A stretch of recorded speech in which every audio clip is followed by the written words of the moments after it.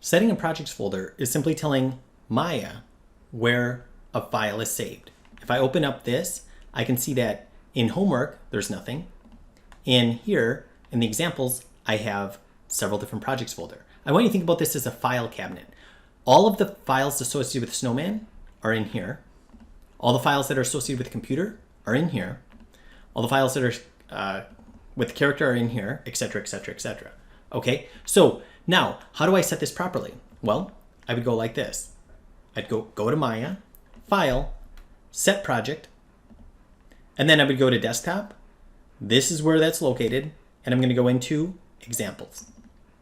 Now I'm going to say, which one do I care about?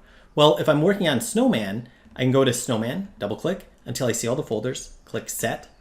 And now, if I go to File, Open Scene, I can see that it's opening it in the Snowman scenes. Okay, so now I'm ready. I can just go File, Save Scene As, and I could call it Snowman 001. I can see that it's saving in the project folder Examples, 01 project folder Snowman Scenes. It's important that I don't click over here, otherwise that'll take me out of the correct folder. I'm just going to save, make sure that it's saving in the right path. Click Save, and now I'm good.